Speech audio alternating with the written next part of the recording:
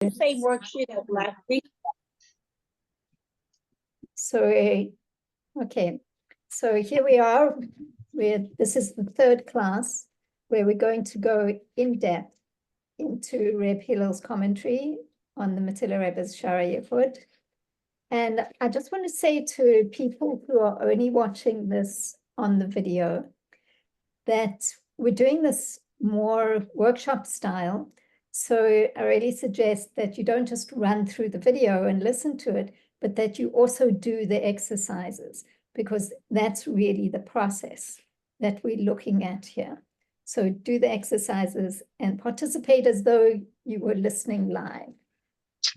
Okay, so I'm going to start by, instead of me doing a summary of what we learned last week, I'm going to ask somebody to do the summary.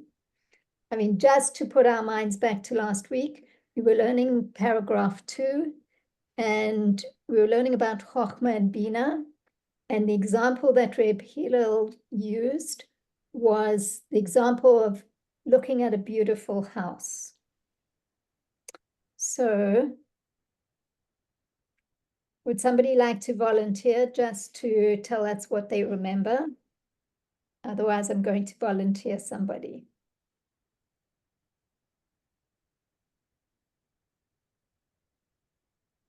Okay, Gitty, are you with us? So if you can unmute yourself and just give us a summary of what you remember from last week about Chochmah and Bina in relation to, looking at a beautiful house, or whatever it is that you remembered. So honestly, last week I was so well prepared, and this week I prepared not for 1 second. I didn't look at anything. So I do remember very well where we were holding for last week. Now let's see if I can do as well with last week. Not as well, but we did discuss no, I would not be able to do justice to it. Okay, like you said, we discussed the example of the house, but to say I can give you ACS on it, did we discuss last week the difference between Chochmah and Bina? Is that what we did last week? We talked about, that was the worksheet. So the worksheet was really for that for that paragraph. Okay, fine. So we talked about the difference between Chochmah and Bina, that one is above letters. It's the intellectual perception of the essence of the matter. Oh my goodness, yesterday there was a gorgeous translation in some Tanya that I do with a commentary about how the light of Chachma shines in, but you don't really have it. It was like very discussing Chachma as a light. And in Bina, there are letters, there are details. Going back to Chachma, what I remember is you can't really tell anyone about your experience. It's on a level of there's something there, there's a light there, but you can't really bring it into words. And that's all I really could say. And also that Bina becomes like a lavush. So we talked about that, remember, about surrounding versus descent. Is it that or is it that? And then I thought to myself, that's what we're doing, because we're trying to put this, peg this into a spatial experience, and it's not. So it's not necessarily confined by the word surround, and it's not necessarily confined by the word descend. It's some experience that it goes to another, it develops in a certain sense, but you don't have to be stuck with those words. And I just wanted to say about this whole idea, like still have it from the since you asked me to speak, it's holding this examples. You talked about seeing something as opposed to being able to put into words. Remember, you had an exercise all the way in the beginning on round 1. So at that time, after the class, I said, shidduchim, is a really such an example. When sometimes you see an idea, I say, wow, I see that these two would go so well together. I can't explain it. It's like some kind of holistic something in my brain where I just see it visually. And many times I was right. And why? I'm going to just corrupt it by putting it into words. And then people want to know why. And if I start saying it, it ruins the whole thing, because you can't put it into words. And the same thing when a person's going out with somebody, and then you come back and they say, so, and he says, no, not working out. Why? Tell me why. Well, you start putting it into words and they start arguing on the words back and forth with you. And that's not the point. The point is, in a very something sense that defies the gravity of words, it's you could see it, but you can't word it. Okay, rest my case. Great, Betty, thank you. I think that especially towards the end there, where you're talking about this sense of knowing something, you're really anticipating what we're going to be learning about in this class, which is really quite fascinating. So I'm glad you brought that example. But last week, we really learned about the difference between Chochmah and Bina. And as Gitti mentioned, in Chochmah, you have this sense of it. It's like the light that is entering your brain. And then the Bina is how you can then translate that into language, into Kalim. So we're going to, in this class, we're going to look at the second part of the paragraph, where Reb Hillel, in the first part, he brought the example of looking at a beautiful house. And now he's going to bring the example of a Talmudic discussion to give us another perspective on Chochmah and Bina. But before we do that, we want to take a poll, because I'm speaking to Mila before the class, and she's a teacher. She says, if you don't ask the students if they did the worksheet, it means you don't think it's important. So I don't want to come across as like like this is school, but I just want to know if people are doing the worksheets or if you're finding them useful. Meaning if you're finding them useful, presumably you're doing them. So this is a poll. You can just answer yes and no. The question is, did you complete 90% or more of the worksheet on paragraph 1? And then the same question on paragraph 2. Just so that we know what's going on. Okay.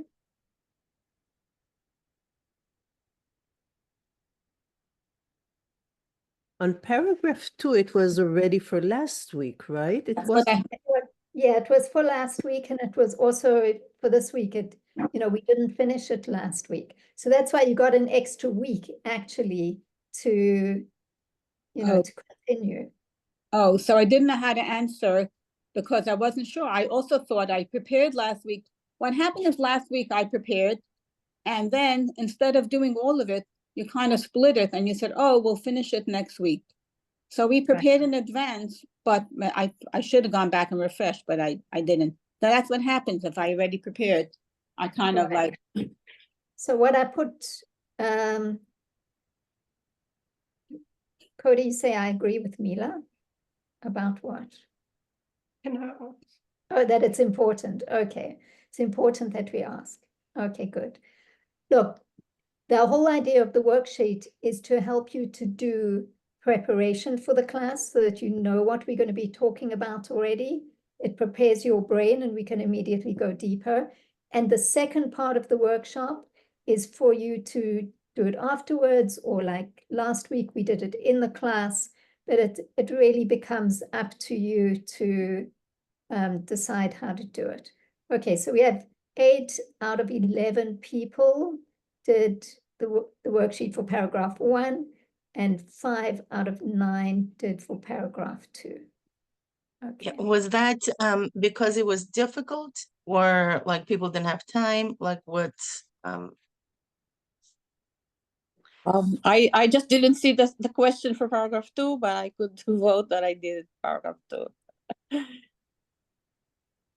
So, we put the worksheets on the WhatsApp group, and the worksheets are also on the Google Doc, on the Google Drive. And Would that help if we will include it in the email, like a link for it, Well, just for but easy access? where actually is it? You said you included in the folder, and so you have a worksheet for paragraph 2 in the folder. In other words, you didn't forward it to the group. You only have it in the folder, right? You're saying? oh, we put it in the email, we put it on the WhatsApp, and it's on the Google Docs. Is it included in the first worksheet, or is it a separate one? Okay. Yoni says it was confusing the way you sent it out this week. Okay. I'm asking a question. Is it a separate worksheet, or is it included in the previous one? There's a worksheet, a separate worksheet for paragraph 1 and a separate worksheet for paragraph 2. And Right, it's good that, we're getting to the point that it was confusing for some people. Does everybody know where on our drive? You have it? You have to realize it's not necessarily only confusing for people, but when we're learning this stuff, we're accessing a part of the brain that we almost never use, a very highly whatever.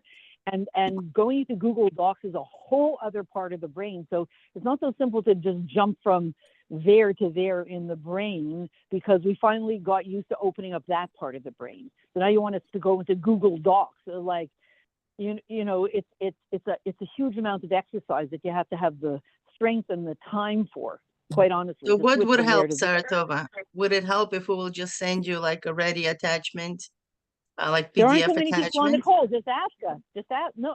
I'm saying we did it, but I'm saying if people aren't answering, I do it with a chavrusa, and that's the only way I'm going to do it. We do it together. We discuss the questions together, so it makes it easier, because otherwise I'm not going into Google Docs after I'm thinking about Chachma and Bina and Paichamaskil. So if I do it with a chavrusa, it gets done. We just did it now. We just prepared from 9:30 to 10. Okay. Oh, wow. That's beautiful. Okay, but And the whole discussion made us understand what we couldn't understand. So anyway, okay, I'm going to stop talking. okay, 1 second. You gave us paragraph 2 prior to last week's session, correct? Mhm. I'm going to pause the recording for it. Yeah, Yes. I think that the material, it becomes more involved in the paragraphs that we will come to.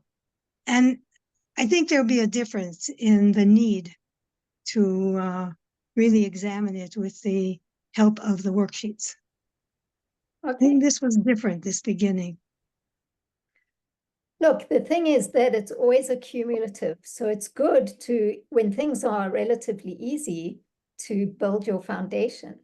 Because if you don't build the easy stuff, when we come to the more difficult stuff, you don't have the foundation.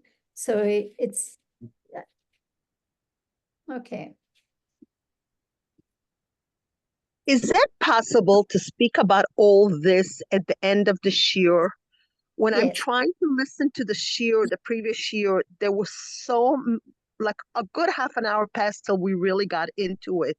So when listening to the shiurim, it's like a lot of it is just the process of how we're going to do it and what we're going to do. And so it's like, I feel like it's a lot of the time is not focused. The first Okay. thing we go in, we should get into it and start learning. Okay, Tzipi, I hear you. And you're right. We're trying to balance, these two things. All right, so now we're going to go into the actual learning. And so at the end of, let me, you know what, I'll share the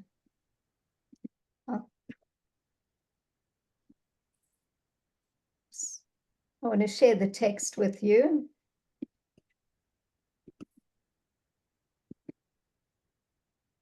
Okay. So where we are in the Hebrew text is we did the first paragraph, we did the first half of the second paragraph, and now here we are in the middle of the second paragraph. So the end of where we left off last week said, "V'hanu kol ze hu b'chinas chachma b'ina b'sechel sheba'asiyah." That all of this is describing chachma and bina in the intellect of Asiya, the world of Asiya.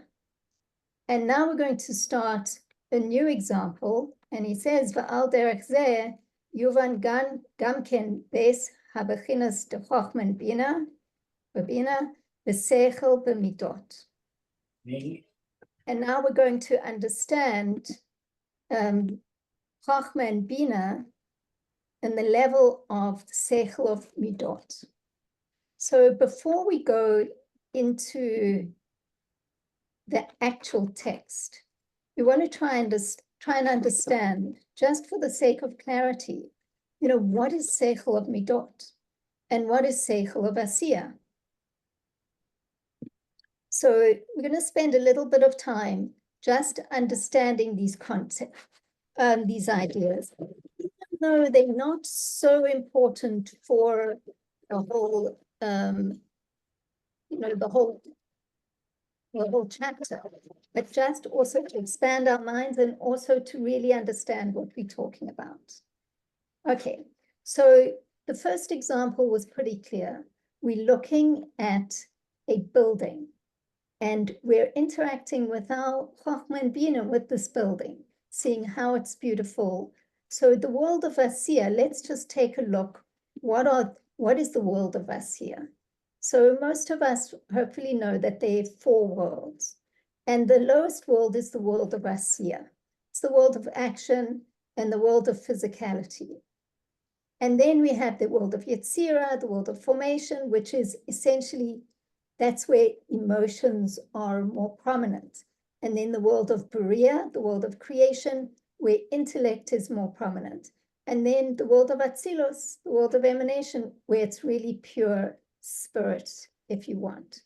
So, you could say that these 4 worlds can be quite abstract, but really, if we apply it to our own personal lives, it's not abstract at all. During the day, we go through all of these worlds. We're in the world of action, where we're interacting with physical things. We get very emotional, we're involved in emotions, and we're using our intellect. And also we have moments where we're kind of touching that realm of pure spirit. So when he's talking about the world of action, it's not so difficult to understand. But what does he mean, the seichel of the world of action? So we have to understand that in each one of these 4 worlds, you have 10 sfirot. So you have, unfortunately, we didn't create a beautiful diagram for this, but here in the world of Asiya, you have the 3 aspects of intellect, Keter, Chochma, Bina, or Chochma, Bina, and Das, and then you have the 7 emotions, or the 6 emotions and Malchut. And the same in each world. So in each world, you're going to have intellect and you're going to have midas. So it should be fairly easy to understand what it means, the intellect of Asiya. It's the way that we looked at the building, which is a physical object in the physical world, and that's Chochma and Bina in the world of Asiya. Now, what does it mean, Chochma and Bina in the world of Midos? So I asked, my question really to Mila was, why did he change the way he described it? Why didn't he say, we're now going to look at an example of Chochma and Bina in the world of Yetzirah? If he's already talking about worlds, why did he change that and not stay with the concept of worlds and just go to Midas? So, Mila, do you want to briefly speak to that? I don't understand the question. Can you repeat it? Sorry. Yeah, he's giving us an example of in the world of Asiya. The seichel in the world of Asiya. Now, then he changes his language and says, I'm going to give you an example in the seichel of midos. Midas.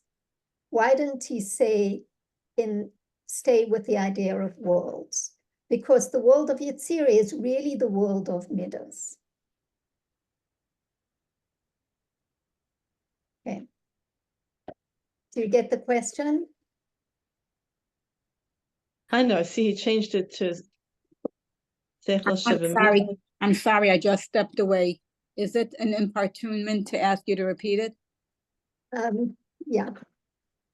Anyway, Maybe you just speak to it and maybe that it will clarify it. Or it's not so important. Mila?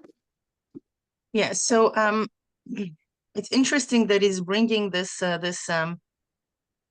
I don't know, from my perspective, it seems that when he says that you know, this is the seichel of Asiya, I'm just wondering what else you could have said, because it is the world of Asiya. This is something very tangible with us. And you know, this is the world of Asiya, and what's in Asiya, it's, you know, this physicality, and this building is a physical being, you know, physical statue, and we're looking at it and it's beautiful, and we perceive with a certain level of awareness about the physicality of it, because, you know, it's very obvious that something stands right in front of our eyes and we're glancing at it and its beauty. And now when it comes to the world of emotions, this is not something that we can actually see. We cannot see emotions, we feel emotions. So that's already a deeper aspect of ourself. And this is my understanding why he's not using the word of Yetzirah, but he's using the word of Mides, because this is something that we know. It's a known thing. Like it's not. He's not going to be using like, oh, it's a Yetzirah. So what? It's a Yetzirah. The word Yetzirah doesn't tell me anything. When he uses the word Mides, I know what's Mides, huh? Because I'm experiencing them on a daily, you know, basis. So I think where where this part becomes confusing is when he's talking about the Mides being the decision makers, right? The decision makers, and that's where we get confused. Why? Because our understanding of Mides are as emotions, versus we never look at Mides as something that we use to make decisions. Yeah, but in Chassidus, this is what Midas are about. Chesed is yes, Gevura is no in our decision making. So the Inseder Ishtalshalos, the Chachma is the vision of whatever else we want to engage ourselves into.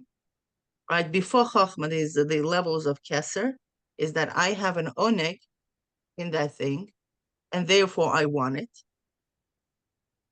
And therefore, now my ratzon to bring this into a pa'ula, into an action, will force my koach hamaskil to create a vision of what I want.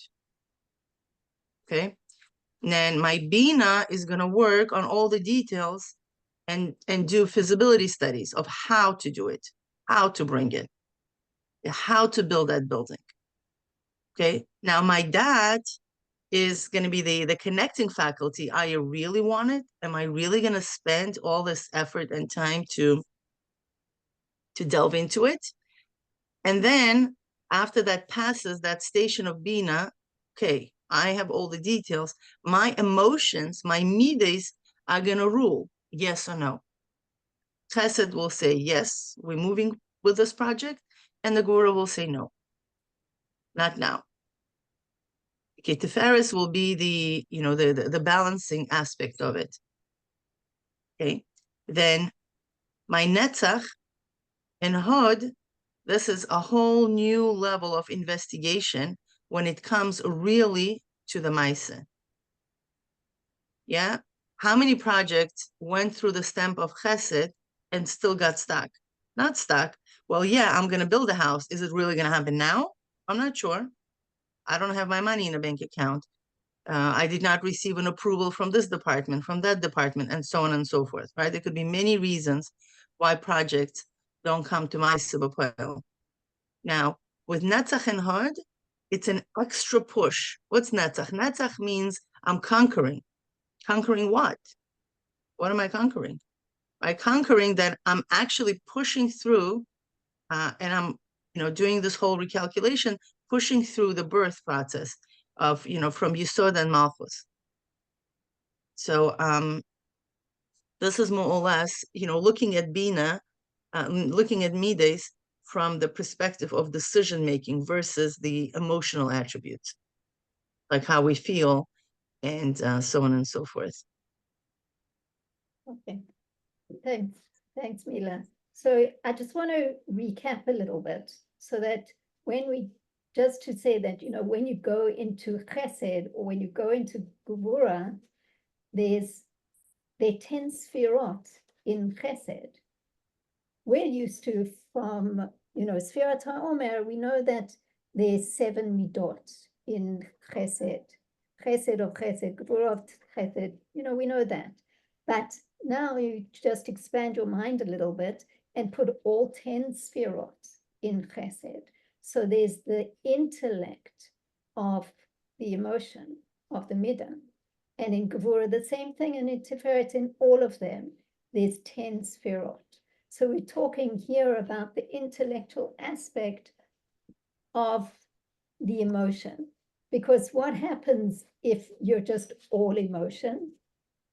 So I thought a good example would be, like, what if there's no kind of intellect working with your emotion? And I thought a good example, especially for women, is emotional eating, where suddenly, you find that you've eaten half of the chocolate cake because your intellect of your emotions didn't kick in and say, no, it's not really good for you. So sometimes we think that's okay, that's this intellect, but actually within the emotions, there's also intellect. And as Mila says, we have to think of it in a slightly different way, because when we come down to a Talmudic ruling, he's telling us that these are the midas. It's deciding, is it permitted or is it not permitted? This is the midah, with the intellect deciding the midah.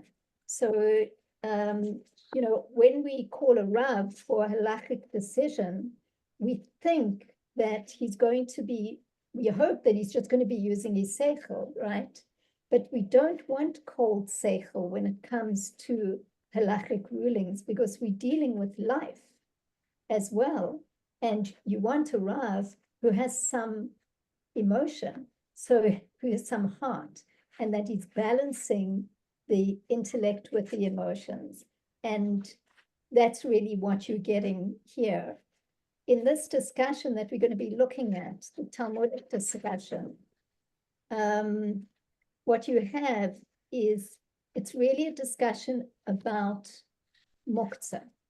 Is a chicken that was laid or hatched out of an egg on Yom Tov, is it permitted to be used? Now, more than that, we don't really need to know the details. If you really want to look at the details, you can go and have a look at the footnotes in the English translation, and they'll tell you the details. And I've read it quite a few times and I still don't understand it. It's just not something that's so practically applicable to us, because we also, we don't shecht on Yom Tov. I mean, I have a friend who does have chickens and they lay eggs, but she doesn't shecht them on Yom Tov. So these are discussions that we're not necessarily so involved in, but so let's go back to the text.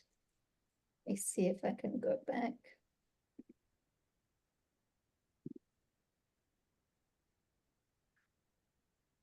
And or laying an egg on.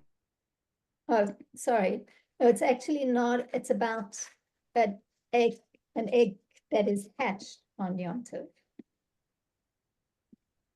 I don't think it's about that. It's an egg that laid on Yom Tov. Yes, an egg. No, it's actually about an egg that's hatched. An egg that is laid. I actually looked into it. It's very clear that it's. You're right, Mila. No, Mila's right. Sorry. I think she's right. Sorry. Excuse me. Sorry. I'll be quiet. No. Regarding it, I'm looking at what they wrote in the English translation regarding a chick that was hatched on the festival. Rav says it's prohibited for use on the festival, and some, others said that it's permitted.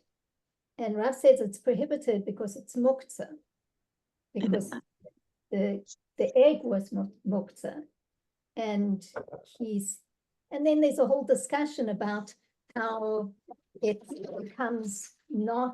becomes, some people say that you can use it because through shechting it becomes permitted and it overrides the muktzah. And that's the whole question why they talk about a calf that is born as well. That is, anyway, you know what, whether it's this way or it's that way, it just goes to show that we don't really need to know what the details are, and we will still understand the concept. Okay. So here we go. Okay.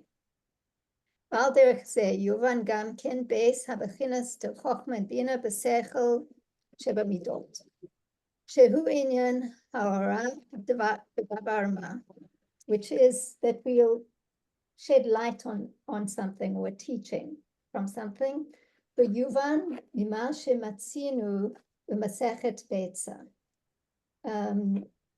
We need to understand what we find in Masechet Beitza, Rav Kahana v'Rav Ashi,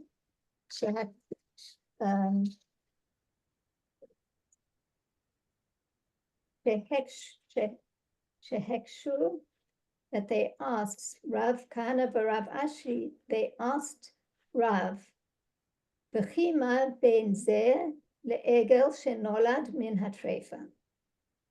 Because here they're saying, how is this different from a calf that is born from a trefa, which is why it makes me think that it's about the egg being hatched. Shatik Rav. So Rav was silent. So there's really a whole discussion that precedes this question, where they say to him, how is this different from another situation? And he doesn't answer them. ואף על פי כן, לא הודה להם ולא חזר מהורתו. So, and even though he did not answer them, we did not concede to them, and he did not retract his ruling. ומה שלא הושיבם, and he did not respond to them either. He was just silent. והיינו מפני שהיה השכלת הדין נרגש אצלו במוחו בבחינת ראייה דחוכמה בלבד, למעלה מבחינת אותיות. Okay, so here we see a number of words that we're familiar with. So he didn't respond to them because he experienced the haskalat hadin, like the conceptualization of the judgment, nirgash etzlo, was felt in him, in his mind, on the level of seeing, of chokhmah only, which is higher than the aspect of letters. So if you remember from last week, These are code words for Chochmah, Haskala, Nirgash, the sensing. And here he says it literally. He adds something here that he didn't say before, which he adds the idea of seeing, that Chochmah is the aspect of seeing. So, V'lachen lo haya yachol lohoshivam, and so he couldn't respond to them because he only sensed it on the level of Chochmah, and he couldn't put it into the explanation of Bina. Okay. Ma she'en ken Rabba bar Nachmani shehasig hora'a hanal b'moach binato. However, Rabba bar Nachmani, he grasped the teaching, this above teaching, in his Bina brain, and therefore, v'lachen matzah tam v'sfara lazeh hadin, and therefore he was able to find tam, the svara, reasons and explanations for this ruling. Shehu ma she'amar ze muchan agav imo. And he said that the calf was prepared on account of its mother, muchan agav imo. So we don't really understand the back and forth, but the main thing to understand here, the kef was already formed. It was not created on Shabbos or Yom Tov. It was already formed before. Nachon. So that's the calf was already formed in its mother, and it's different with the chick. So, but The egg was not formed yet. The egg, it takes like I don't know exact amount of hours, but it wasn't formed. It was created. It was formed on Shabbos or Yom Tov itself. okay, good. The thing that we have to understand in terms of Chochmah and Bina in this discussion is that the rabbis asked Rav a question. They challenged his ruling. And it says, Shatik Rav. Rav was silent because he saw it on the level of Chochmah, but he was not able to bring it down into an explanation. And then later, another Rav was able to give a reason for the Psak-Din that Rav was not able to do, because he was able to bring it into the Bina brain. So we see there, Shehasig, that's a code word for Bina. Tam, reasons, code word for Bina. Svara, and explanations, code word for Bina. So the other Rav was able to bring it down into an explanation in Bina. The details of why, how, we don't really need to know exactly. The Svara Zot, hu levush le'etzem haskala, v'nikra bechinas Bina. And these explanations that he gave, they are like a levush, like a garment for the essence of the concept, and it's called Bina. Okay, so let's go. Now he brings another idea, and we'll just go into this. V'lachein nikra chochma bechinas ayin legabai bina machma. So therefore, we call chochma the aspect of ayin relative to bina, because it's not something that's so tangible. Because it's higher than the level of letters.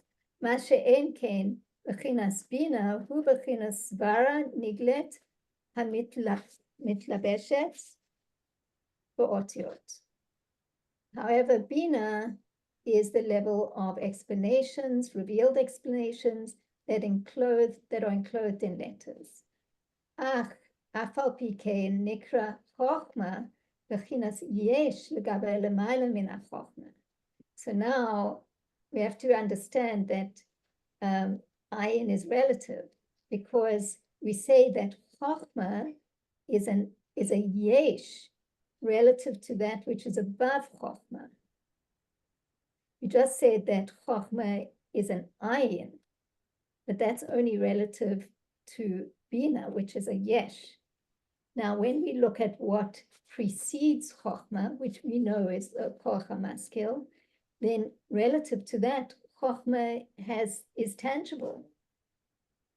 And it's a yesh relative to what's above it. Kamashe katov chokhmah ma'ayin timatzeh. As it's written in Eov, that chokhmah is found from ayin. Bina kol anal hu bechinas chokhmah and bina. Okay.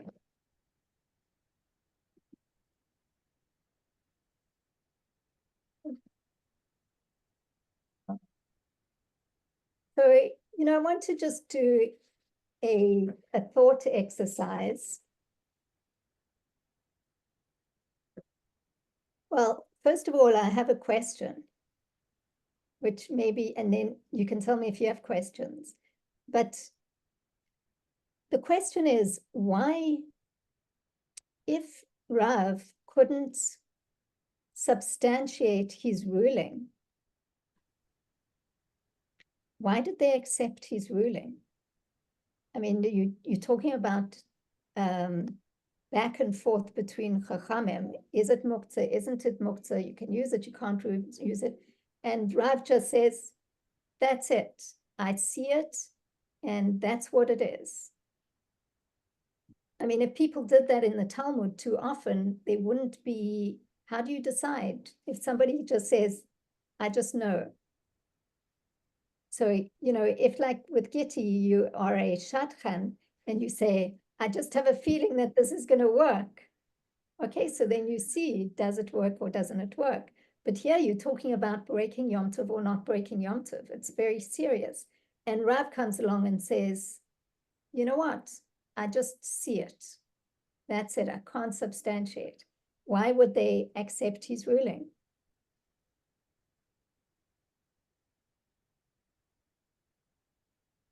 Anybody?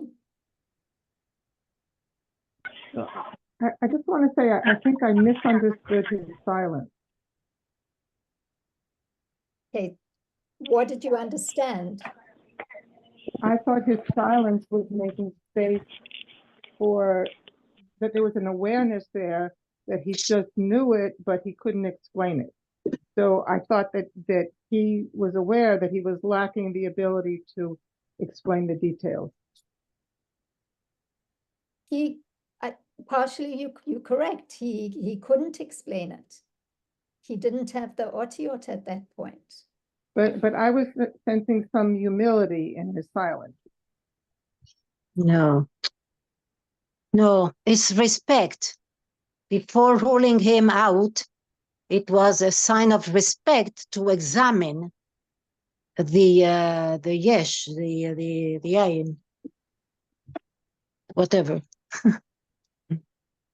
Nechama, I'm not sure what your issue is. Mila, can you speak to it? Do you hear her Nechama's question? I don't think it's a question. I think people want to know what were the reasons why Rav was quiet. So, there's a whole discussion here, right? On a chat, on a meeting chat. It's definitely. I want to say that every single child who's on the spectrum understands that this whole question intrinsically.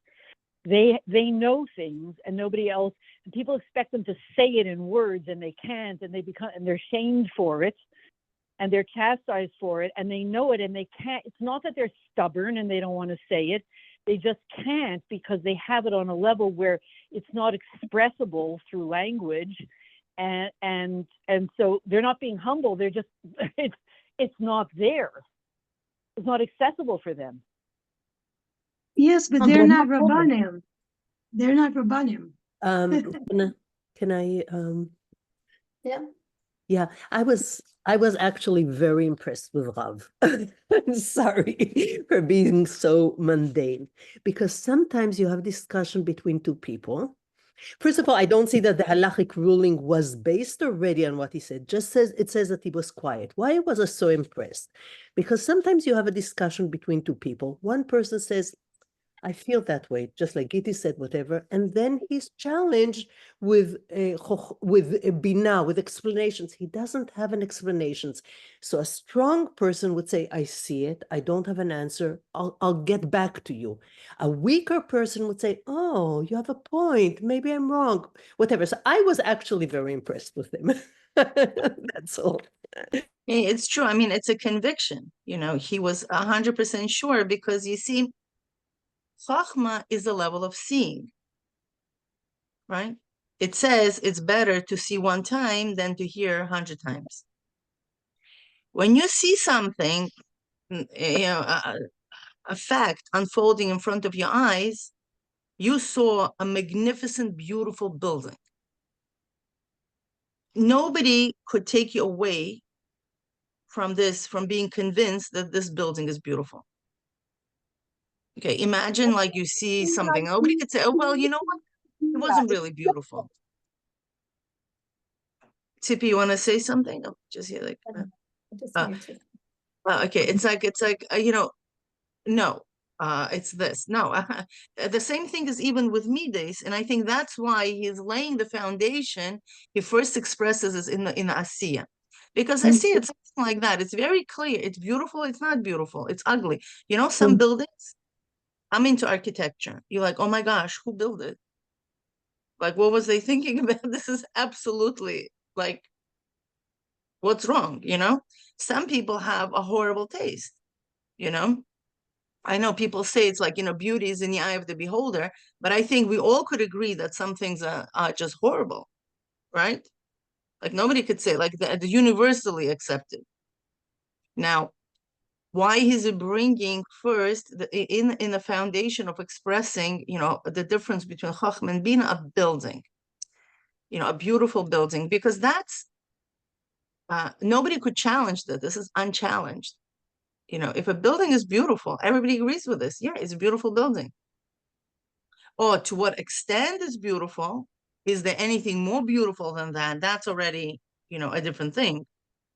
But any building out there, no matter from which style it is, if it's beautiful, it's like, wow. So the same way how that feeling is, full of conviction, this hergish, it's like, yeah, it's beautiful. Can somebody challenge that? Nobody could challenge that. So when we go to the Seichel of Midas, of the Rav, in the decision-making, he saw the concept. He ruled based on his vision. So, as Sarah said, like, yeah, he's not budging off from this because he knows what it is. He knows the essence of the concept, that's the ruling. Oh, now to go into this whole discussion, what's the difference between this and between a calf that was born? If you look, I shared on a group the whole discussion from Sefaria, and it's like a whole discussion about the muktzah. In order to understand it, you really need to understand the whole concept of, but it's irrelevant at the moment, because when he was challenged, because his original ruling was that between, what's the difference between the efrach, the chick that was hatched, and on Yom Tov, because apparently there's a difference with the 2 days of Rosh Hashanah and the rest of the Yom Tovim. And he said, okay, this is muktzah. Then they told him, well, how about the calf that was born? He said, that's not muktzah. Why? What's the reason? He gave the reason. It's because his mother was not muktzah on Yom Tov. The mother was muktzah on Yom Tov, and the calf that was inside was not muktzah. Okay, because truly that happens. Sometimes you shech the cow, and there's a calf inside. So the calf takes on the status of the mother. The status is not muktzah. She carries not, so the calf is also not muktzah. Then he says, really? What about the calf that was born from treifa? Well, treifa is muktzah. If we know that the cow is treifa, she has a status of muktzah. How come the calf that's born from treifa is kosher, meaning it's not muktzah? You see the reasoning behind? And then he says, shtik Rav. For this, the Rav was quiet. He didn't know, well, why was it? He didn't know the why, but he was not, but he still knew what. You see, that's the Chachma. Chachma answers the question, what? That he knew. But why, that's a Bina, he didn't know. So that's, they go into this whole discussion, and then later on, the other, the other Tana comes over and he gives the reason. It's because that one is already within the mother. And even if the mother is treifa, the calf is not, because it already has its own entity. And with an egg, it may not necessarily be so. Okay, because the egg that was born. Now I have a different question, because the gestational period is 21 days. So I don't understand how the egg was muktzah to begin with. So it's not clear. But I think for the sake of our discussion, it's we need to stay focused on this conviction of the Rav about the Psak Din. First of all, can I say, first of all, I mean, we're making it simpler than it is in a certain way, because I saw in the English translation that it said that it's not fully muktzah, which means there are probably opinions going either way. And it's not, if it would be such a simple solution, then it would really make it much more glaring, like, why didn't he answer? But also I was taken with the fact that they're asking a question, why was he silent? I don't think I would want to go to the place and say it was because of his limitation. I think it was not of his limitation. No. It was because, on the contrary, it's like saying why Moshe Rabbeinu was stuttering. That's exactly the same reason. Because he was actually from Chochmah Vatzilus. It's known that Moshe Rabbeinu was coming from Chochmah Vatzilus. And that's why the Torah was given, through him. So this is exactly the reason that the language of Bina is something, in addition to the essence. And there are Chachamim who are on the level of Atzilus, that it's difficult for them to bring down the concept. It's not necessarily limitations, it's on the contrary, that they're on such a high madrega, they don't communicate with language the way we are communicating. So I think that Rav knew better than to argue with them. And that had to do with him knowing. Because sometimes when you're in a back and forth argument, the person with the most ego is the one that continues arguing and has to prove their point and needs to be right. But we're talking about Tanaim, Nechama. Yeah, we're talking about Tanaim. There was no ego there. Tanaim, we're not talking about regular, ordinary people in 770, want to prove the point. We're talking about Tanaim. Tanaim were there to discover the truth. And the argument, it's a holy argument. It's a machlekes l'shem shamayim. They were not there to prove their ego. They had no ego.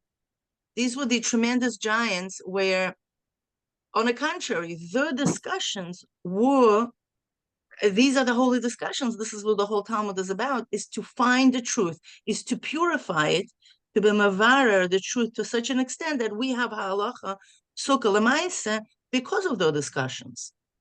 Otherwise, we wouldn't have any halacha l'maisa. What we would do. Yeah. I read an explanation and that really helped me to put it in some context. And If they asked this question, why did everybody accept his ruling? Because they did, even though he didn't reply to their questions. And it's because he was the leader of the generation. He was known not to compare anybody to anybody, but what we know, he was like, the tzaddik of the generation. He was the Rebbe. And so people accepted and knew that if he said, this is what I see, they knew that he was seeing on a higher level than they were understanding. And so they completely accepted his silence and went with his ruling. And it was only maybe the next generation where the answer came about. And there's some say that Rabbi Nachmani was a student, but he himself then became the leader of the next generation, and he was able to take the teaching of the teacher and bring it into Bina. But so that's why we have to, we can't really apply it to how we see things, like ego, not ego, as Mila is saying, that there was something very, very profound that was happening here. Excuse me, can I? Cody, yes. Yes. Then Yeah, move on. I said that some time ago, that it was respect, and you elaborated on that, saying that they knew that his ruling was coming from a higher place. What I want to ask now, I'm asking myself, is was that a temporary kind of silence? Was he himself looking at elaborating on the details of his ruling?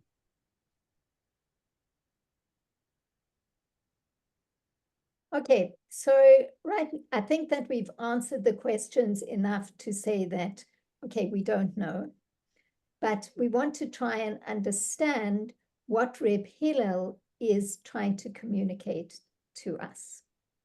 So I'm going to do, I like to do a little bit of a meditation with you just so that we can try and experience these ideas, not just as concepts, but within our own minds.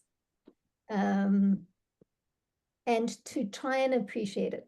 Now, because we're talking about Tanaim, as Mila mentioned, and we're talking about somebody who's seeing the absolute truth, and there's a lot at stake here for generations to come, whether you're going to break Yontif or not, or it's a very serious thing, and there's probably spiritual ramifications.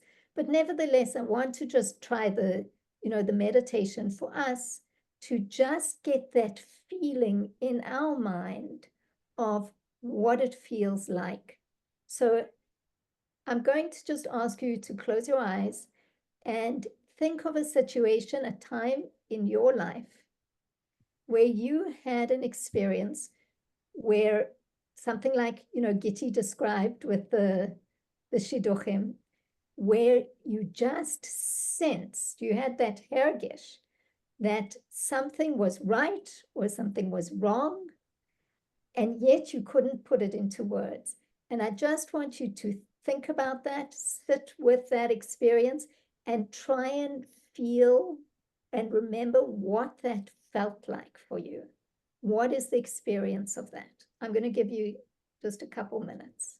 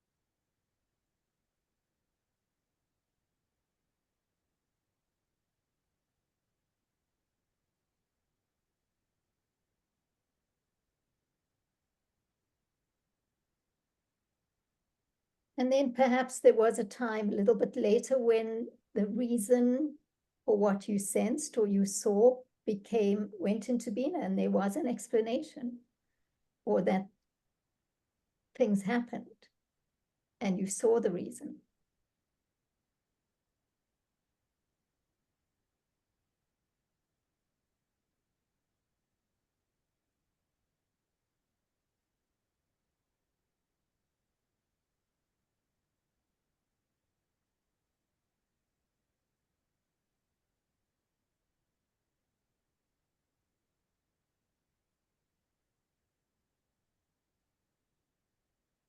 So just get a sense for yourself how that feels in your brain, as it were, when you in your being.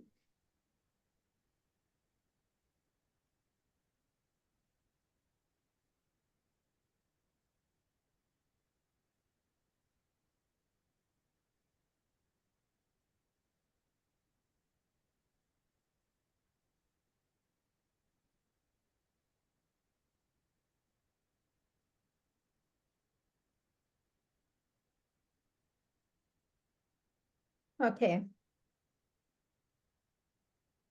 You can come back from your experience. And let's just take a couple shares. What was the situation? What is that experience? Does it help you to understand what we've just learned? Sarah, you'd like to speak to us? You're muted. Well, you took me to different places many years ago, and etc. And yeah, and from all these situations, it's like strengthening the point that I mentioned before, that when you have this feeling of feeling something, trust it. I have some examples that are not comfortable to share because it's critical about different people. But yeah, it just brings back so strongly this point that when Rav Shatikle, he knew it. He didn't have the answer. But if something feels very, very good and you feel it, you might be very right. And if something feels off and you feel it, but you don't know to point the finger, you might also be very right. That's my experience without going into details. I had too many of them. Okay, good. Does it help you to understand? Well, yes, you said that it does. It helps you to understand. Okay, thank Especially, you. yeah. Yeah. Would somebody like to volunteer? Malcolm? Yes, yes. Yes, I don't have anything to share. Oh, sorry. I was called on, so except that it's interesting because she's talking about something in Chachma, Sarah, who just spoke. Like you were talking about Chachma, but when it talks about intuition that women have, we're talking about Bina. So it's kind of like, maybe I'm confusing things, but I see like something that doesn't make sense completely to me in general. Did you have an experience where you've had it since? The only experience I came up with was the first part of the question. Somebody sitting, I went on Mitzoim and there was a woman sitting with a singing bowl, which normally I don't want to get near, but I had a feeling she's Jewish, and it turns out her mother was Jewish, so we had a conversation. Okay, that's a good example. You have a sense of something. Last week I asked this question. Intuition is Chochmah or intuition is Bina? Intuition is Chush. And It's higher than Chachma, Bina, yeah. okay. So Was that it could be either? What do you mean by it? No, I didn't hear the answer. You said it was push. It was you said- Chush. Chush is we learned it comes from Das. The shorosh of Das, I'm sorry. That's, remember how the Ratzon gets expressed is through the Chush, that sensitivity, that sensing the things. And it's actually lemala mitam badas. That's what they say. It's coming from above intellect. And Chochma, it's already intellect. Does As that mean much that as it could come down into either Chachma or Bina, or Chachma and then Bina? it comes down to sensing, whatever, I guess, yes, but it's beyond reason. Because you see with this particular concept, he has a reason. He has a reason why he's paskin in a particular way. I'm not talking about intuition right now. I'll tell you what would be intuition. I remember once, well, I don't understand anything that has to do with chords. It's just my limitation of my intellect. Any technicalities, any computers, any electricity or anything like that, my mind just literally shuts down. I have no idea. So who in my family takes care of it is my husband. He's exceptionally handy. He knows all the chords, all the electricity, all anything has to do with screws and all that stuff. Okay. So we had a situation with our fuse, and one switch wasn't working, but we didn't know where this fuse is connected to which room. Okay. So he took it out, and we did not see seeming shut off in any particular room. So and he was like trying to figure out, and we have like how many, like about 25 fuses, little ones, 26, and each one is connected to one particular thing. And to be honest, I was annoyed because I had to hold the flashlight for him to look at all this. And I was like, I don't want to be here. I want to do other stuff. And he's just taking his time and looking, switching this and switching that and da-da-da. And then he thinks like, oh, where do you think it's connected to? And I was like, washing machine. I just said it. Okay. I guess it came from my koach haratzon that I really didn't want to stand there for another half hour holding the flashlight for him to figure out what's the story there. All right. And Itaki came out true. He was shocked. He was like, oh my gosh, let me go and check. He went and checked, and he was connected with a washing machine, and that helped him tremendously because it turned off electricity there. He was able to fix it, blah, blah, blah. That's hush. Why? Because I have absolutely no circuitry about fixing, this whole area of, chords, and I have no knowledge. It was not knowledge-based. It was not, you see, chachma, meaning I exercised my mind enough times that my koach hamaskil created a circuitry about that particular concept. When it comes like it came to me, that's above intellect. That was just my ratzon is making me a favor. Yeah. Don't we have a part of ourselves that is the Chelek Elokah and knows everything? And there is when we are squeezed or when we really, really want, that knowledge does become available to us, although we might not really relate to it at all. There is that. For sure. But that's the chush. This is the chush, ratzon, yeah, for sure. I mean, 100%. It's that's a different mimer that we all, we learned that talks specifically about that, about the Ashiris mimer, that we recently did with women that talks specifically about that area of the essence. But we're not talking there. We're talking about Chachma. Chachma, it's already after the Tzimtzum. A person already has the concept. It's happening in the brain. Chachma is in the brain. It's not above the brain. So we're not talking about intuition here. Because intuition is like, I have absolutely zero knowledge, zero experience about that thing. But I have a ratzon not to do or to do. And I gain knowledge because of that. Like knowing how to figure this out. Like, for example, I don't know, like people, jumping very high, distances because they want to save somebody. Right? That's not because they're in Olympics and they've been jumping and they have experience with it. And then, they just happen to be jumping amazingly, far. There is no exercise. There was no exercise there, So that's intuition. That's when it's coming above the intellect. But we're talking about here specifically between Chochmah and Bina is that when we do have experience, we do have a little intellectual sense about something, and it's intellectual. It's not nothing beyond. It is intellectual. It is within our domain, but we can't express it yet. Not because it's above intellect. It has no words. Chochmah has words. It is beautiful. These are the words of Chochmah. But the words are very short. He says, it's muktzah. It's essential words that he said, meaning there is words there. It's not like, there's no words in Chochmah. It's just there's a difference between the words of Chochmah and the words of Bina. Words of Chochmah is a formula. It's every single word is counted, and it's called essential because without that word, the whole formula is going to be off. Now, Bina is a fluff. Bina is the explanations. Bina is example. Bina is expanding the idea. Bina is relating it to something completely different than what the Chochmah is about. So that's, yeah.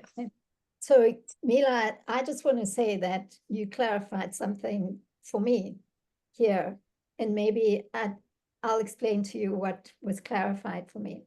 So this exercise could have been confusing for some people because it feels like, depending on the example that you thought of, it could either be intuition or it could be chokhmah.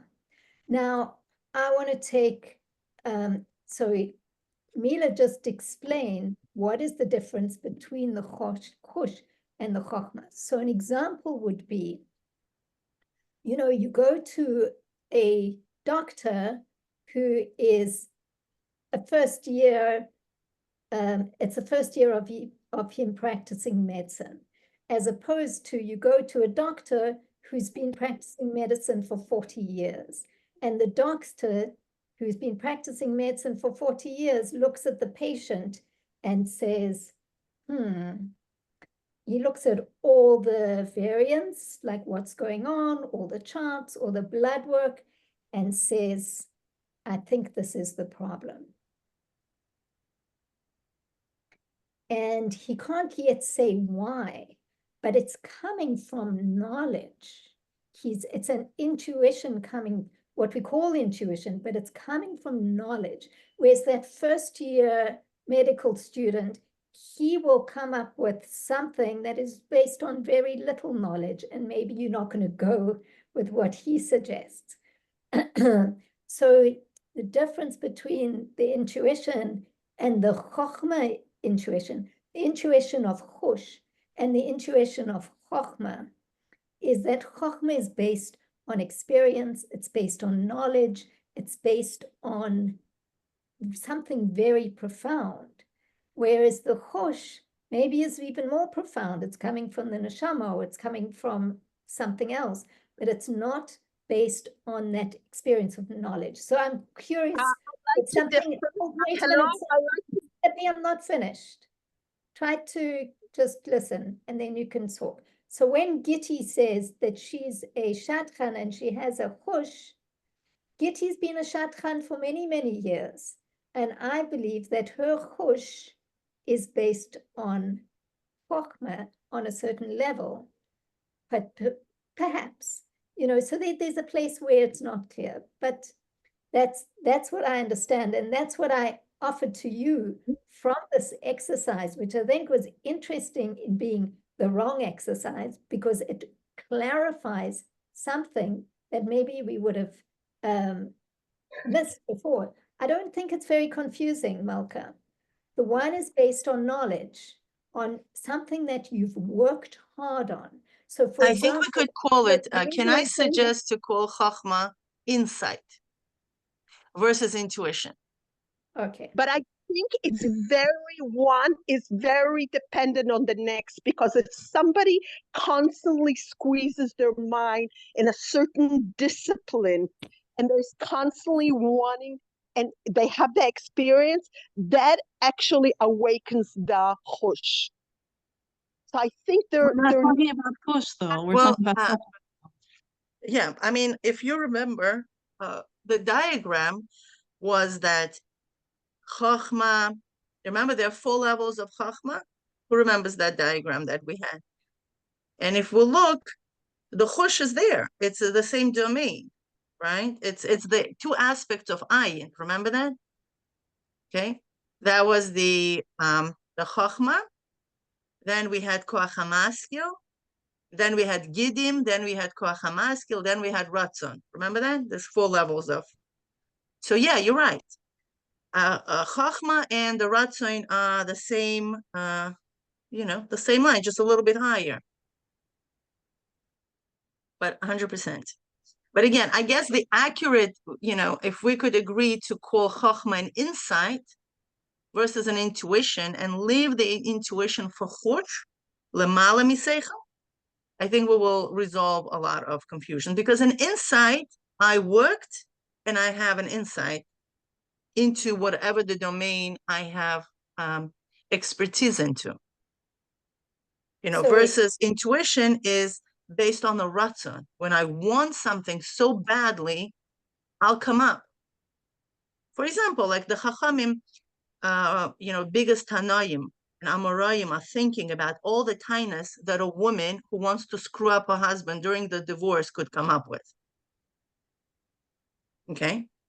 And the Rebbe asked a simple question, like, come on, she's not learned as much as, there are no learned men who sit and learn all day long that they could come up with these ideas, right? So why the biggest Tanaim and Amoraim are thinking about when a woman wants, to get a divorce, how can she screw up her husband? And they're figuring out how can they check what tainas are true and not true, and it's like a whole discussion in Talmud. So the Rebbe answers that question. The Facha Ratzon, because when she's so passionate to screw up her husband and live in penniless for whatever afflictions you have caused her, she will come up with such lofty ideas that even Tanaim and Amoraim has to figure this out. So that's a Koach HaRatzon. But that's not because she is Chacham. You see the difference? It's not because she's a wise woman. It's because her Koach HaRatzon is going to push her mind and her Koach HaMaskil to work so hard that she's going to come up with genius ideas that are not accessible to ordinary people. That's why extraordinary Amoraim and Tanaim have to think about this. So, they could create law that will protect both women and men. But Mila, could we also say that, it's like trying to learn anatomy and take one piece of the body and isolate it from the whole body? That really what we're talking about here, we're isolating Chochmah and Bina from the whole system, but really they're so interconnected that there is going to be some kind of overlap where you can't say it's just this and it's not that, because they are. We see later there's a flow, there's a connection. You are going to have more of an insight because you have a ratzon, because you have an intuition. It's all connected. But it's working for sure. It's a working body. Now we're isolating for us to understand, the pratim. It's very, very hard to understand how clock works if you're looking at the whole clock movement. How all day clocks, they have all these things and they're all moving at the same time and at the different pace, and you're like just mesmerized. You're like, oh my gosh, right? We're looking at the human body. Now we are talking, right? How many of us? There are 15 of us in this room, and every single one has, every word that we say is coming from the whole Seder Ishtalshalos, coming from the essence of our soul, okay? And the whole hierarchy of things happening in split second. So we can't really learn it, right? But, Can I say something? So, sure. Elizabeth, you have your hand up, yes. Okay, so I've been studying this text with other teachers. So I remember we are talking about these intuitions and insights and things in a positive way, and it gives a feeling of power and good feelings. But he was, I forgot which teacher, which class, but he was saying that, we have an opening, but from this opening also can come the wrong interpretations and the wrong ideas that come to the world.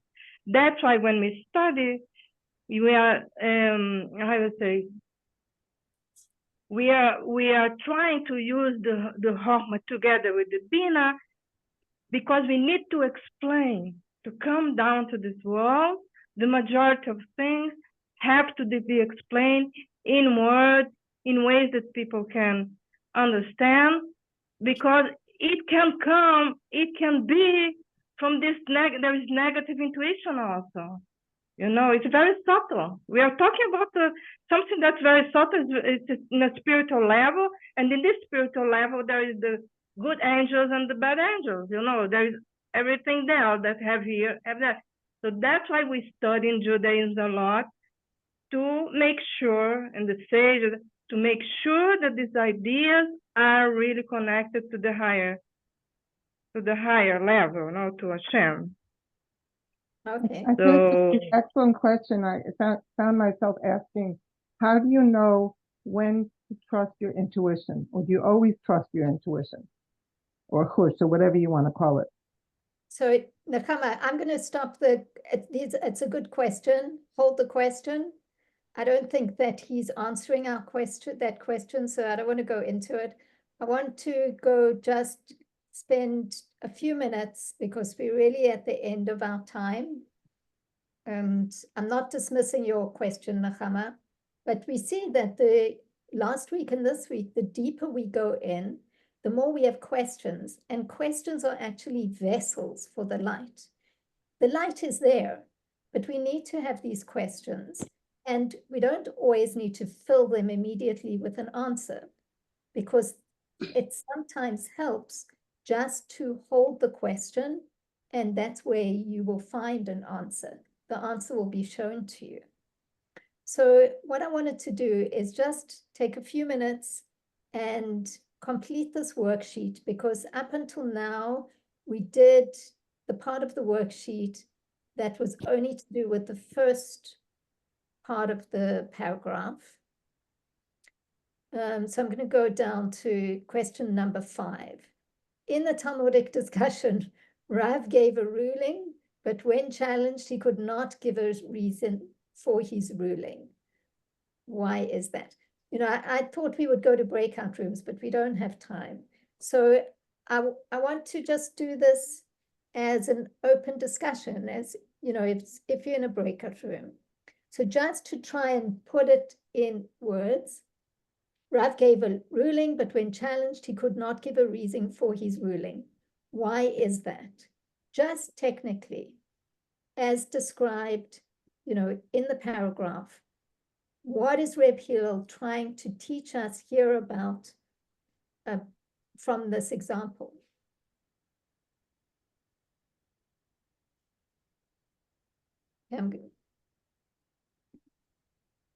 Okay, so some answers.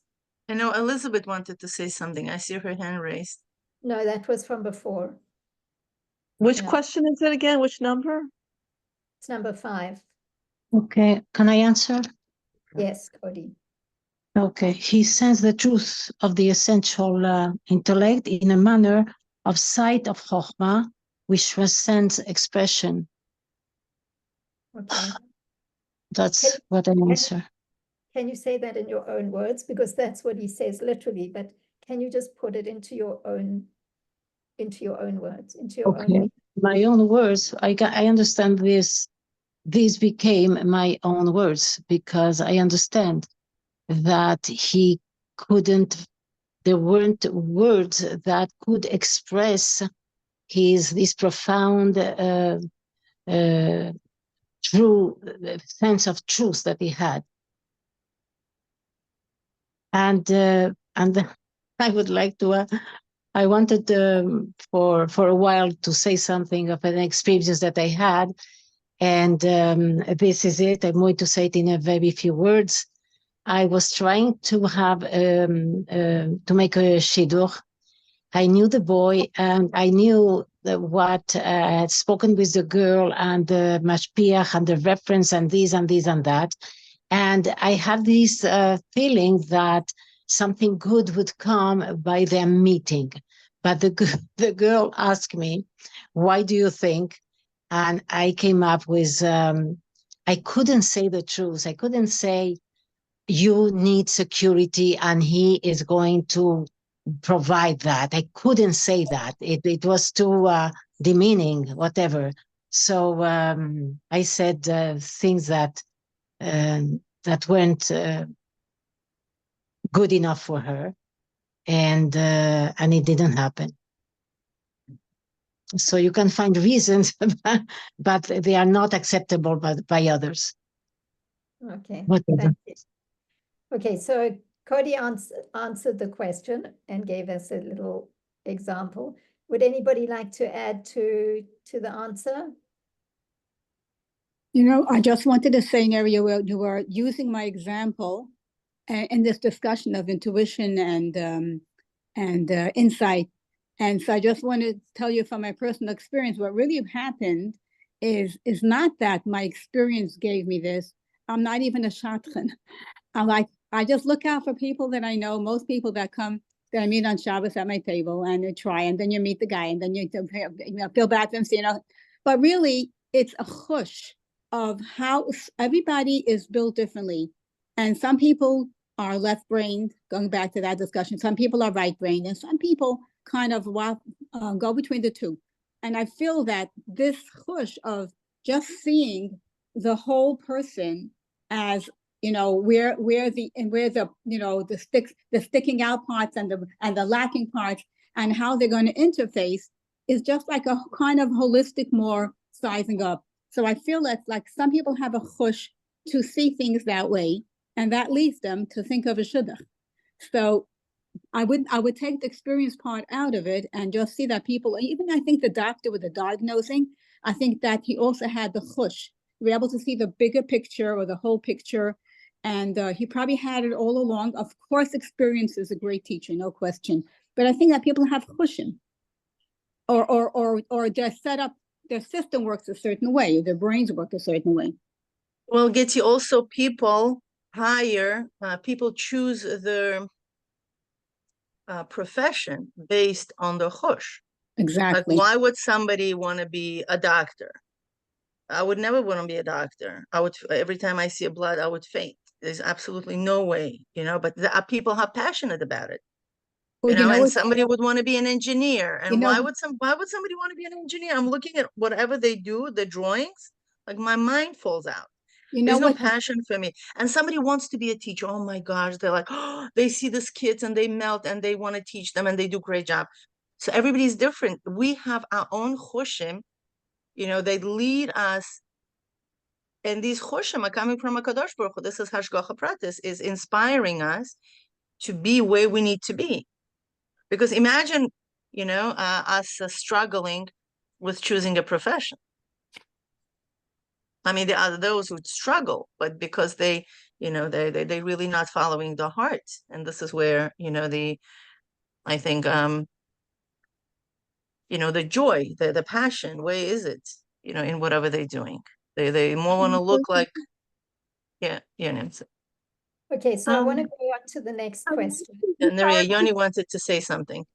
Okay. I'd like to comment on what the lady before, I didn't catch her name, and she said something that's very important. Sometimes you have a push, but the way it is communicated makes a whole difference. And yesterday, I don't know if anybody saw from the Silton that they do every Motzei Shabbos, and they spoke about the difference between Musar and Chassidus. Musar used to speak to people. It doesn't anymore. So the language that is, things are being explained. The Bina, the Chokhmah Bina is also very, very important. And one of the people speaking there, he gave the example how his Rebbe, he said, Musar, my Rebbe was so strong on Musar. He said, when you have that ice cream cone, it's not about the 5 cents that you spend. It's about your oilam haba. And all of a sudden, like, so many things went through my mind that the Mussar movement, there was a lot of good, there was a lot of, and yet it doesn't speak today to our generation. So even in the Bina, there's a chokhmah to Bina to be able to speak to who's your marketed person, who you're trying to communicate an idea to.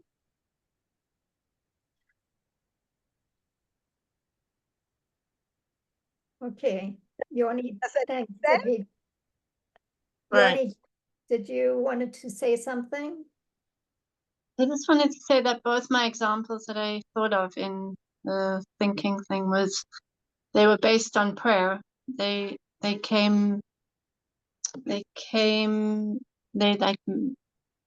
were a result of prayer. So maybe that's like Yagia.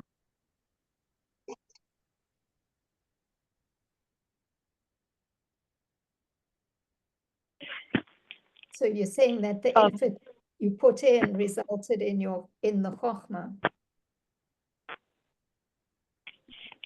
Well, Higia is, remember what happens?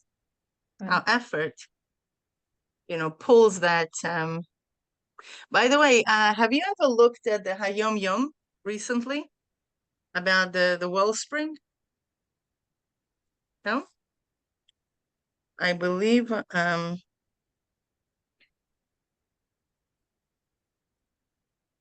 a second of Elul. You looked up? It's a beautiful one. Okay, the children of Israel are called Eretz Chayfetz, for they possess numerous precious articles in the love and fear of God, and in a fine character traits. Bringing these traits to the surface depends entirely upon the individual stimulating them. That's Yigia, right? It is clear that through the earth are well springs of living water. Yeah, isn't it that's cool? Like now we understand actually the mashal. The difference between them is only that some are near the surface, others far. Everything therefore depends on the well digger. His patience and perseverance.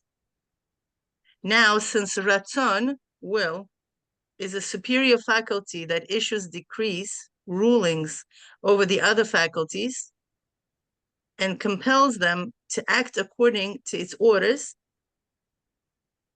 it follows that the essential avoda is to arouse one will to exercise its effect, both upon the person himself and upon others. That's exactly what you just said, Yoni. It's a yigia. It's just like, but in order to have that, intense yigia, we need to have an intense ratzon. There's this desire that really pulls and organizes everything. I wonder why that Hayom Yom appeared on that, was chosen for that day. You know how I think Rabbi Zilgson Sefer explains the connection to each one because it's so overlapped with the ideas that we discussed. I remember doing that Hayom Yom and going, oh, wow, that's our study. With Tanya, right? I think it's Was it I think it's overlapped with Tanya, and also the Elul, the third Elul, it was also overlapping with Tanya. Wait a second, you're talking about a leap year of Beis Elul, right? Yeah. Let me see. I happen to have in front of me, Tanya. 1 second. Really? And Okay. also the Elul third overlapped tremendously with Tanya, because the Rebbe talks about that nothing bad comes down. It's interesting. Okay. Okay, I feel like we're going on a bit of a tangent here. Okay. Yeah, Okay. yeah. I'm here We're to gonna be keep us on disciplined. track. I want to ask one more question and then we're done. Okay. I want you to just think about this for a moment before we answer. So question number 3 on the second page, going a little bit deeper, deep exploration. Reb Hillel gives 2 examples of Chochmah and Bina. The first when looking at a beautiful building, and the second in relation to a Talmudic discussion. Why was this necessary? How does the Talmudic discussion or the Talmudic dispute add to our understanding of Chochmah and Bina? In other words, why does Reb Hillel use 2 examples for Chochmah and Bina Couldn't he have just used one? What does he add by giving us two examples? What did you learn about Chochmah and Bina that is different from those two examples?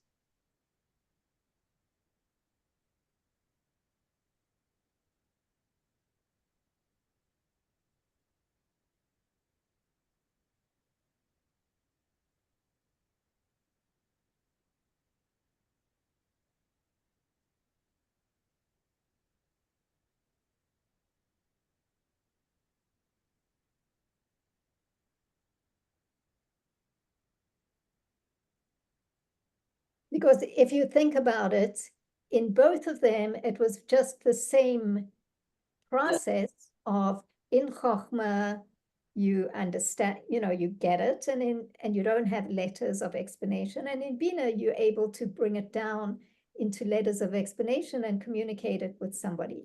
The technicalities of the two examples were exactly the same. So I'm really asking, like, what was added here with the two explanations?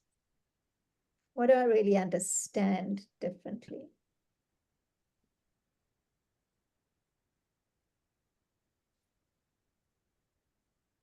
I think in the second one, the silence of the Rav was more explicit. And it was more obvious that that was connected to his das, that he really knew. You mean that there was a value?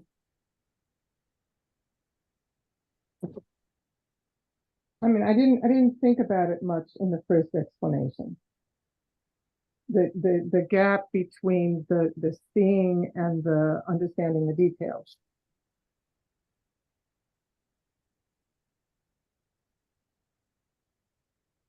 Do you mean the value of the Chachma level itself was more brought and focused in the second example?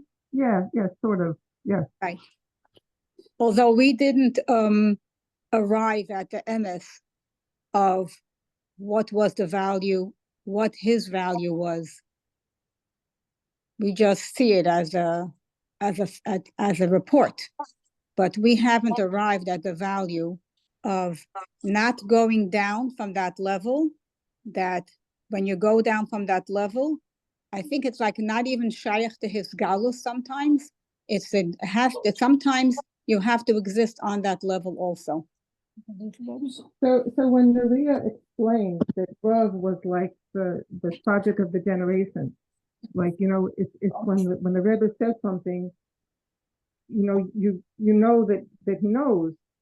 And sometimes we can interpret silence as somebody could be silent because they don't know the answer. But this was a deeper kind of silence. Right, very important to say that.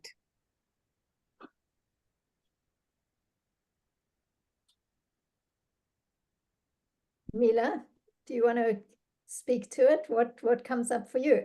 I don't necessarily have an answer, but I think it's a question. Like, what is the subtlety here?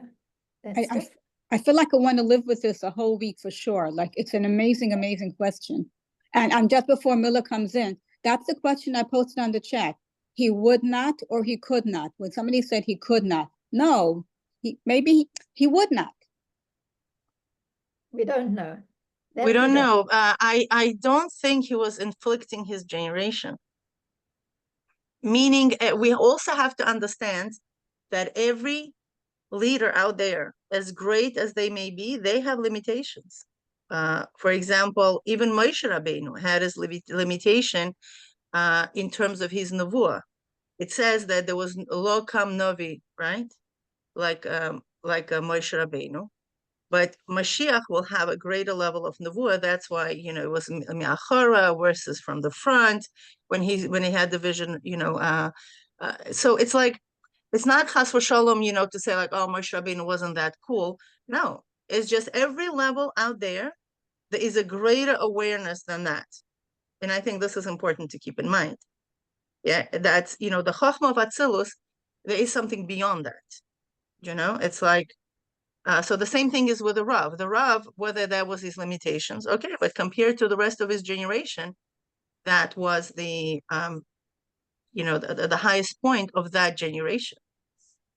And that's okay, you know, and I'm sure he himself is okay with that limitation. We all have our limitation that we're striving to go beyond that. That's why it was still a golus, you know, the same way how the golus is, you know, within us at the moment, because we are mainly, you know, operating from within our limitations versus our unlimitedness. Oh my goodness. I just looked. Remember I told you something about that I saw something about the R and the Haskalas are. I just realized the yesterday's shir where the Rebbe says, Ein ra yoret milamayla. Everything is good, but it's not musag. It's not comprehended. We don't see its greatness. It's goodness. And this is part of this discussion. And I'm going to send you a picture. It's in Hebrew of the commentary that's in this sefer that I'm learning my Tanya from. And you can explain it further about what the idea of Chochmah and Bina is and why you still need that level of Chochmah.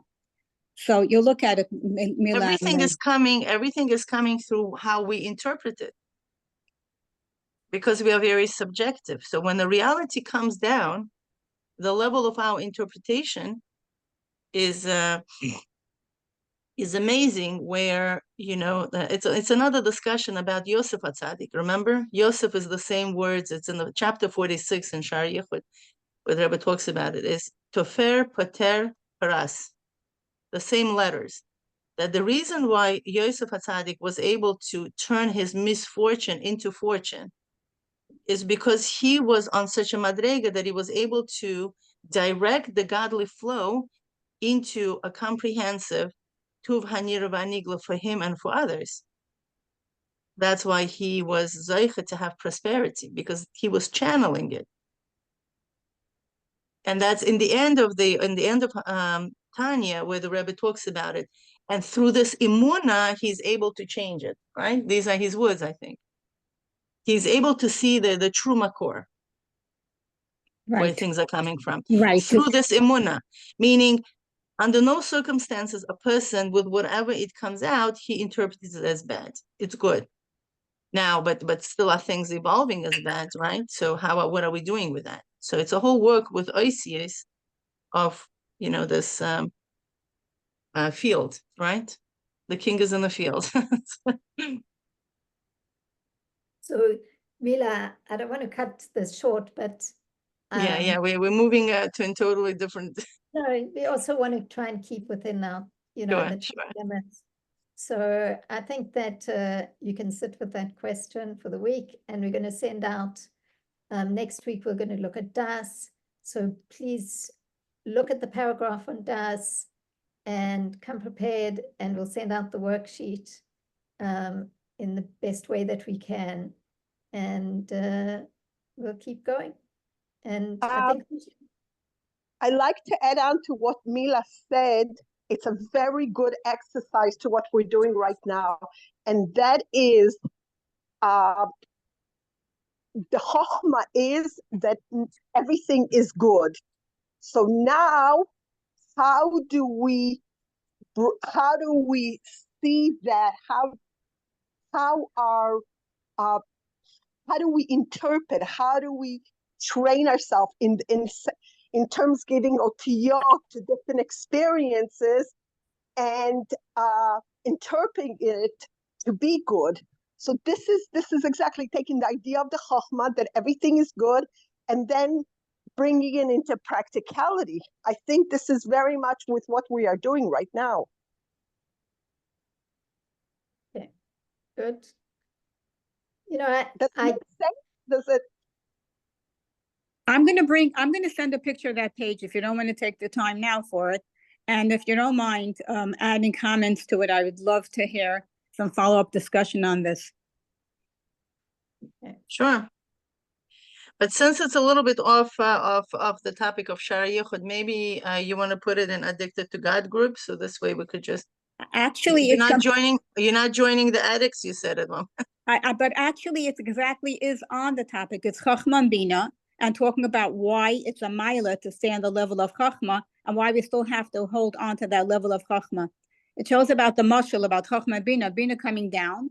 It's something about the mashal and the nimshal not coinciding, and how in the truth is that you really have to still stay on that level of chachma also. It's mamish